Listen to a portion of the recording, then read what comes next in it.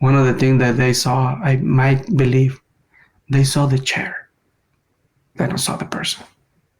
They don't saw what he have, his value, his challenge. He only see the chair. That's our guest this week, Edgar Pacheco, a senior paralegal with 3 children, including Edgar Jr., who was born without arms or legs. We'll hear Edgar's story and about how Edgar Jr. has a certain knack for politics. That's all on this special Fathers Network Dad to Dad podcast. Say hello to host David Hirsch. Hi, and thanks for listening to the Dad to Dad podcast, Fathers Mentoring Fathers of Children with Special Needs, presented by the Special Fathers Network. The Special Fathers Network is a dad-to-dad mentoring program for fathers raising children with special needs. Through our personalized matching process, new fathers with special needs children connect with mentor fathers in a similar situation. It's a great way for dads to support dads. To find out more, go to 21stcenturydads.org. And if you're a dad looking for help or would like to offer help, we'd be honored to have you join our closed Facebook group. Please go to facebook.com/groups and search Dad to Dad. And now let's hear this conversation between Edgar Pacheco and David Hirsch. I'm thrilled to be talking today with Edgar Pacheco Sr. of Pearland, Texas, a father of 3 who's a senior paralegal with the law firm Andrew Thomas in Houston. Edgar, thank you for taking the time to do a podcast interview for the Special Fathers Network. Thank you, David, for this opportunity and share my testimony with everybody. Thank you. You and your wife, Diana, have been married for 21 years and are the proud parents of 3, Arella, 15, Sarah, 18, and Edgar Jr., 20, who was born without arms or legs. Let's start with some background. Where did you grow up? Tell me something about your family. I'm born in Mexico, South Mexico, a place called Tuxtepec, Oaxaca. It's between the limits Veracruz and Oaxaca. And grew up there until the age of 17, 18 years old. I had to move to the north of the country, to the Tamaulipas state, because I was failing my classes due to many issues with my youngest life. But it was fun because at that point I not realize how family could impact in your life or something like that. And my parents gave me the opportunity to move out of the house just to be responsible person without any issue, without any troubles, like I have it on my mom's house. I grew up there. I love my place where I'm born. It's a nice place. I miss that. Well, thank you for being so authentic. So if I can paraphrase what you've said, there were some bad influences when you were growing up as a young person. Yes. And somebody had the foresight to say, this is not a good environment for Edgar. Yes. You need to go someplace else. And that helped you get focused and, make some important decisions, yes, right, to put you on the right path. Right. I remember when you were growing up that you also had an older sister and a younger brother. And I'm wondering if you keep in contact with them. Yes, we are 4. My older sister, Lourdes, she's sociology in my place, in my city. And then my brother, Juan, he's doctor, and he's working with the forensics department in Tuxtepec. He's the head of the department. And then my little sister, Gladys, she worked with one local bank, and she's there working more than 20 years. Then my mom and my dad. My dad passed in 2004. My mom is still living in Tuxtepec with my sisters. Okay. Out of curiosity, what did your dad do for a living? Oh, my dad, it was fun. My dad he started working for the Mexican postal office. He started like career, and then he was the head of the office. He was the postmaster. Well, sorry to hear that your dad passed away at such a young age, but I'm wondering, how would you describe your relationship with your dad? With my dad, I have a good connection. He always was behind me, and I'm always was close to him. I'm always joke with him. My brother and my sister said I was the favorite one for him, but I don't see it like that because he was the same with everybody.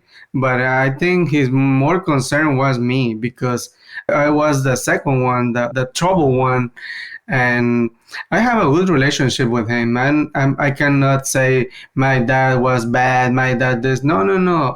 On the other way, he was always for me, and his time was working, but when he was home, he was laughing with me, playing with me. He make a lot of things playing with me, funny things. He was humble person. He was a smart person. But I have a good relationship with him. I miss him, man. And he passed a long time ago. I'm still missing him because my relationship with him, I was very connected with him. Yeah, well, thanks for sharing. I know that there's a running joke in our family because you're not supposed to pick favorites, Yes, exactly. right? As parents, you don't want to ever say, you're my favorite, because by definition, you're telling the others that they're not your favorite. Yeah. In our family, I refer to my oldest son as my favorite oldest son. Oh, okay. And with my daughters, there's a favorite oldest daughter, there's a favorite middle daughter, and there's a favorite youngest daughter. Okay. So anyway, they're all my favorites. That's Everybody's favorite. exactly. Anyway, I'm wondering if there's a takeaway or two, something that your dad always said or did that you find yourself doing as a dad now. I think my relationship now with my kids, especially with Edgar, always he's asking for what are you think for this? What is that is always at home. With technology at this time, it's easy to connect with me or me with them, message, phone calls. My old times with my dad, he was at the office, he was working, and the only time with him is when he come back home. And now I think it's more connected. I feel more connected with them. Mm-hmm. I always told them when I work, I'm not mix my work time with my family time. I separate that because I'm very strict with that. My family is my family first, and then other stuff. But I'm always home with them. With my two girls, I'm connected with them, but in another way. Mm-hmm. That I need this, that I need that. I need gas for car, and then when they have some issues to talk with me is because it's something happened. Basically, mom is the connection with me. But especially Edgar's, I'm always talking to him. I'm always connected with him. Yeah, well, thanks for sharing.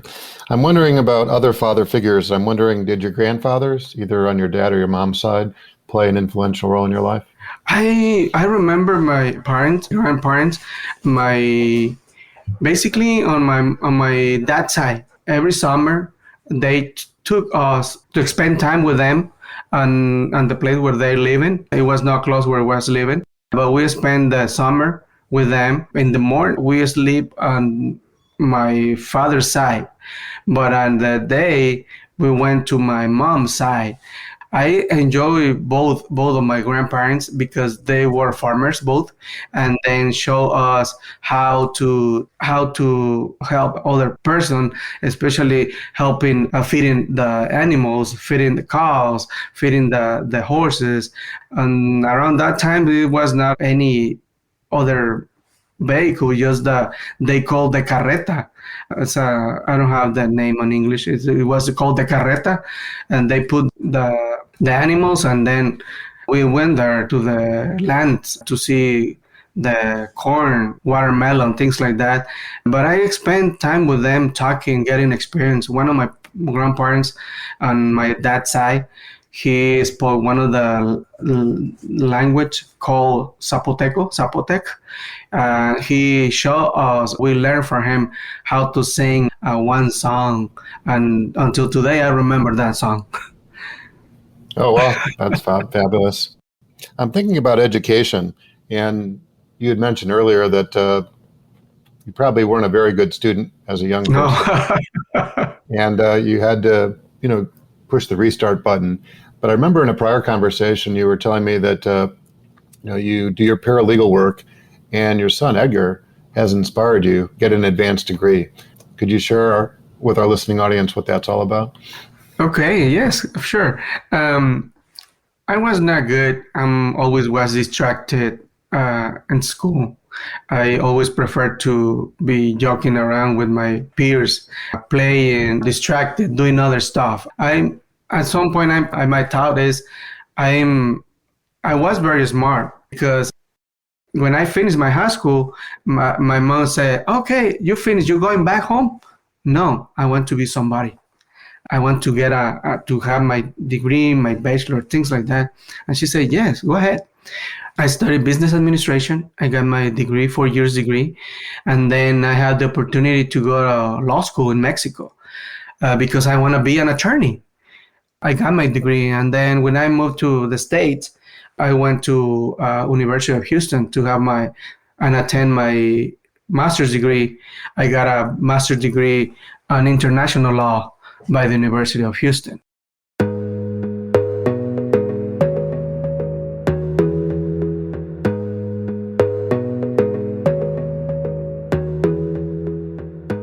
So I'm sort of curious to know, how did you and Diana meet? It's a funny story.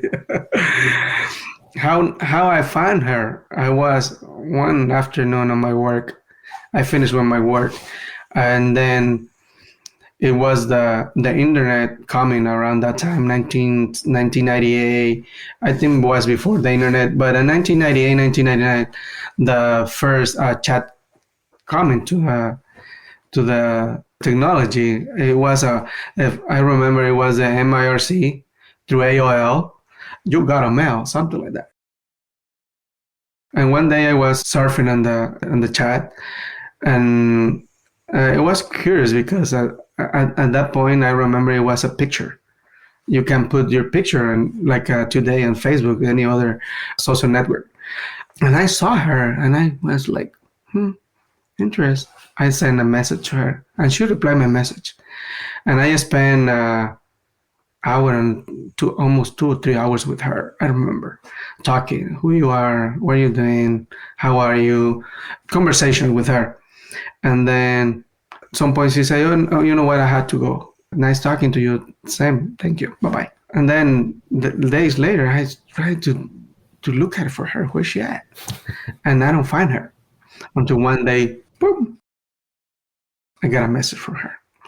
And it continues talking to the chat. We share emails, we share phone numbers. I receive an email every single day from her. Good morning, Edgar. How are you? I'm ready to work. But before I go to work, I want to send you an email to say you good morning. Oh, and I was like, oh, okay. One day she say, you know what, my sister who was studying in Monterrey, I want to visit her. Can you go over there and we can meet in person over there? Yeah, sure. I was so nervous. I met her. When I saw her, I was like, oh, okay. Impacted my life. She was a strong woman. You see when you know somebody how his personality is, and I was like, oh my goodness, she's tough girl. I met her in Monterrey that day, and it was funny. It was like I was impacted by her. I hugged her, I gave her a kiss, and then we started talking. We spent the weekend with her sister. And then one day I told her I was living in Nuevo Laredo. It's on the border with Laredo, Texas. And she was living in Brownsville. Distance is around 6 to 8 hours. And then she asked me when we can see us again. And I told her, next week. How next week? And since that day, I was every weekend visiting her for 1 year. Until one day she said, what's going on? You want to continue traveling or you want to stay? Tell me what you want with me. What's your purpose with me? Until I say, you know what? I got the point. Yeah, I want to get married with you. Okay, it's fine. She said yes. And just I went to one store, buy the ring and gave it to her. And it was fast. Yeah, well, I love the story. Thank you so much for sharing. And this is really before the big dating sites, the sites that everybody uses today. Yeah. So you were pioneers. You were ahead of the time. Oh yes, and when we share with our friends and family, they through the chat. Yeah, through the chat. I love it. Well, let's switch gears and talk about special needs. First, with your situation with Edgar and then beyond. So I'm sort of curious to know, when did you learn about Edgar's situation and what's the backstory there? It was over the 20 weeks. I don't remember exactly. When Diana was pregnant with Edgar, she gave me a little chicken, a chick. And I was one day at home and she come with me with that chicken. And she said, Edgar, this is for you. For me. Yeah, it's for you. Okay, open it. And I opened. And I found the pregnancy test positive. And I was, oh, it's a boy. And we don't know. We went to the doctor to see the gender of the baby. And the lady say, yes, it's a boy. Oh, it's a boy. I was thinking a lot of things to do with him. But wait, she said, wait, something is wrong. What is wrong? And she was like with the mouse, with the thing on Diana's stomach. And she said, I don't see legs or arms on him. Are you sure? Yes. And she take off and went to see the doctor. And the doctors came and they start talking. And then he said, you know what? Well, I don't see legs and arms on your baby. And we was like impacted. So impacted because at some point I don't believe on that. I would say they're wrong. And Diana said, they're wrong, Edgar. Don't believe on that. We went home and we start talking to my in-laws and tell them what's going on. My father-in-law said, no, let's go pray. Let's go pray. Everything is okay. But I started curious on that, It was when we realized Edgar's situation. It sounds like quite a shock, right? And even the technician who was doing the ultrasound, got a little flustered, leaves the room, comes back. Yeah. Doctor, takes a look, confirms what she said and saw. And it seems like it would be overwhelming. Honestly, it was a mix of feelings because I was happy because of boy. But on the other side, this is his situation. I was like, what happened?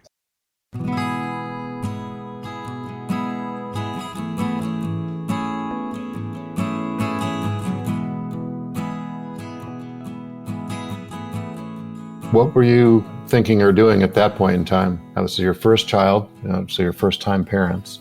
So you don't have anything to compare them to. I mean, did you have a lot of fears or concerns, or was it just like, oh, he's our son, we're just going to have to do the best job we can? It was a lot of concerns. It was a lot of concerns because it was not easy for us, Diana's pregnancy. It was not easy because when we found that we're seeking another doctor because we did not accept that diagnostics. We went to another doctor, it was the same. No legs, no arms. Your baby, he will die at the time when he born. Your baby, they consider like a trash. No legs, no arms. And many issues, many problems. I will recommend it to terminate the pregnancy. And I was like, what?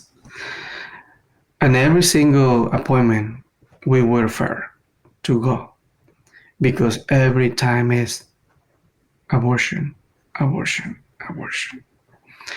It was a concern because when they did check his heartbeat, his heart was beeping so hard, sending a message to us like, no dad, no mom, I'm strong, I'm fighting for this. Fighting your side, I'm fighting on my side. Until one day, Diana said, no more doctors. Numbers are fair. I'm impressed with the fortitude that you both had to stay the course, even though the medical advice at the time, was leading you to make a different decision. And Edgar's born. And other than not having arms and legs, was he a healthy baby? Yes, until today. It is a healthy baby. I remember when he born, Diana went, we find a doctor. It is the good thing. We find a doctor who will say, you know what, Diana, don't worry. I can help you. No problem. Your baby, he will be fine. Don't worry. It was a bunch of doctors and nurses and many people in the room when Edgar's born. And he born, the doctors came, the other doctors came with me. Edgar, your boy is a boy, is healthy, but the diagnostic mentioned it is no legs, no arms. It's fine. It's healthy, yes. And then the doctors came with him in her lab, and he told me, Dad, yes, here's your boy. She gave me my boy. Yeah, well, it sounds like you had to have some extraordinary perseverance. And one of the things I've learned, Edgar, is that you can't control what people say or do. Yeah. So if you worry about those things, right, what people are saying and doing, life is so much more difficult, right? But if you can sort of tune out what people are saying and what other people do and focus on what you need to do for the benefit of your family, life is a little bit easier. It's not easy peasy. It's not as difficult. So it's not difficult, yeah. But at some point we decide not to keep him like something like private until one day we decide to take him to the mall without covering, nothing like that, showing to the world. It's like him. It's like this. It's my son. It's my boy. He's like that. And we starting healing. Yeah. Well, not to focus on the negative, but what have been some of the biggest challenges that you faced? Challenges, from what the community? Oh, another big issue until today, school. When Edgar was close to start school, we enrolled him in a program, but they never started the process. We started with them, it was in April, but it's August 1 week before. The whole kids ready to go to school. Bus, teachers, things like that. But in Edgar's, nothing. And we started calling the school, the district, what's going on? Oh, we need to do an evaluation. A week before? Days before? And he don't know start like other kids. And he was wrongly classified like a PPCD. And same classroom with kids with Down syndrome, autistics, and a different disability. One of the things that I remember is why they have them together, why they separate for the other kids. I saw something like they segregate normal kids from kids in special needs. Some kids have issues with disability like mental, physical, problem with math, dyslexia, things like that. But it's a way to treat them with the other kids. And then we start fighting with the school. The school, they put in a school with not regulated or the ADA requirements. They had to build a ramp. They had to build a space for him. It was an old school. Close to our house, it was another school, brand new school with the whole ADA requirements, but not this school. And we started fighting with them. It was in Brownsville. Then first grade, same thing. One of the problems, he's 8. And then we take him out of public school. We put in a homeschooling. But it was not good for him because he was not interacting with other kids. Only him and his little sister. And he started developing little bit angry, something like that. And then we find a Montessori school. He went to Montessori school. And then we moved from Montessori because it was private. We moved to Baptist school, but it was separated.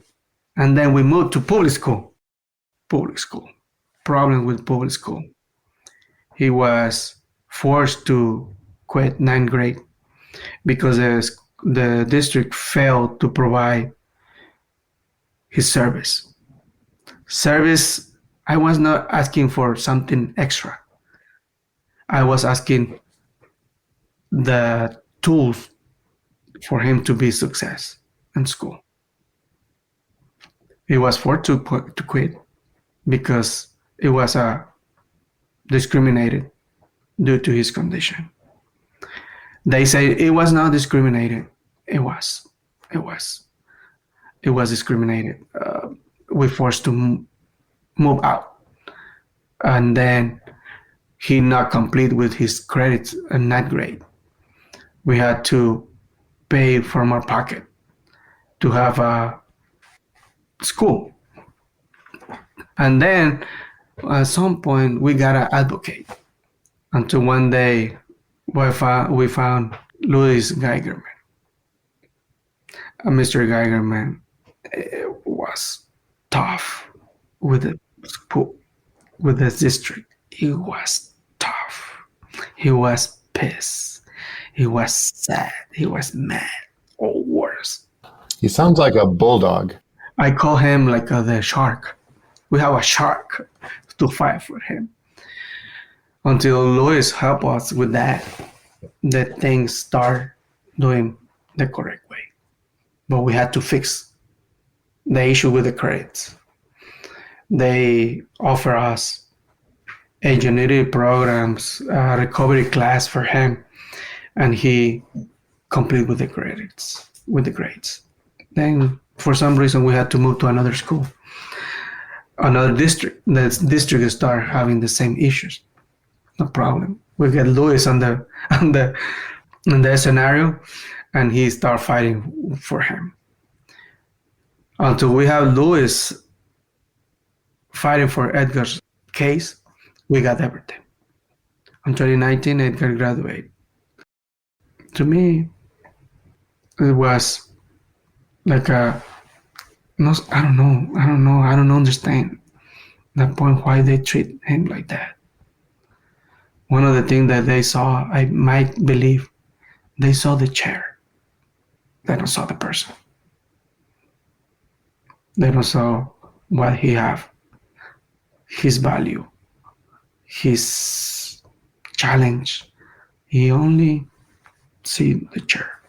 When they saw the chair, is the only way we can do anything else. The chair limit them.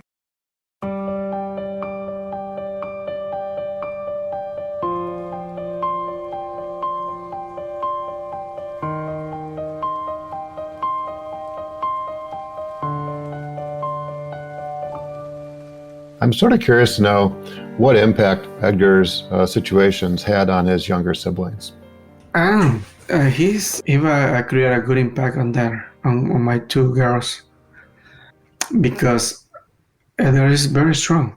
He's capable to do many things, and he showed her both that his disability is nothing to stop him. His disability moved him to do things. And they have some issues. They're fighting, brothers and sisters, but they're connected. But at some point, is a big impact on them. They fight, but at the end of the day, they're brothers and sisters. Did Edgar have any one-on-one aid, anybody to help him when he was in school or not? Yes, he always had one person. Every year he have his assistant, good and bad. It's not just to have an assistant. It's a person who had connection with him. Mm-hmm. And he connect with a guy who helped him a lot, putting his extra time for him. Yeah, well, I think of the person that you were describing, the one that put in the extra effort, that wasn't focused on the chair but on the person, is one of those angels, right? Yes. Not everybody's like that, but there's people that show up in your life that, play a really pivotal role. And it sounds like it took a long time to finally get a person like that.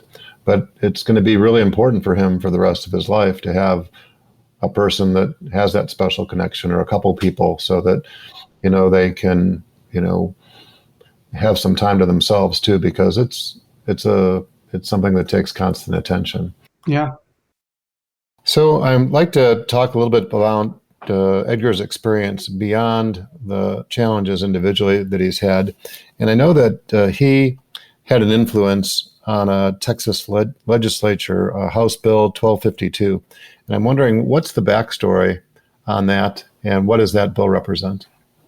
HB 1252, it's a bill where the statute limitation to claim or file a complaint against school district in Texas, it was extended for 2 years. In the past, it was just 1 year. And at some point, we was affected for this, because when we found lawyers to help us to file a complaint against the school district, the time had been passed. And then after we met Edgar and Luis made a relationship. Until one day he invited him to help him with a case.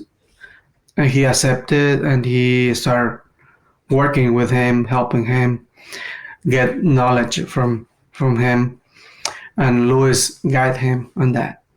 And he asked Luis, you know what, Edgars, we want to push the government to extend the statute limitation, but we don't have nobody to help us. Can you help us with that? Edgar's background, he loved politics. Last year, he was involved in a candidate running for a congressman. His internship with a congressman, Pete Olson, and then he was involved in politics. He's attended many events. He was a school board candidate last year. And then Edgar went to, when Luis invited him to go, he accepted. But the good thing, when he went there, he find a lot of people that he knows. And he started talking to them. And one of our Congress representative is a person who knows, and he started on that point with him. He was very involved on this bill. He went knocking doors, and every representative. My wife traveled with him, spent time with him. The bill passed the first step. It was there both on the House of Representatives, or was sent to the Senate. Finally, the bill went to the floor in the Senate. He was recognized by the Lieutenant Governor that he was pushed and worked on this bill 7 o'clock in the morning to the end, 8, 9, 10 o'clock at night. He was there spending time seeking help for the bill, to pass the bill. Until one day, the bill passed. And the bill was changed. The name was changed from HB 1252 to Edgar Pacheco Jr. Act. Now he has a bill in Texas. He was recognized his effort, his abilities. He creates impact on those persons. Not only God, by the grace of God, the bill was passed. Yeah, well, congratulations. It's quite an accomplishment. And I think that naming the bill after Edgar, recognizing all the time and energy that he put into the effort, and it personalizes it, right?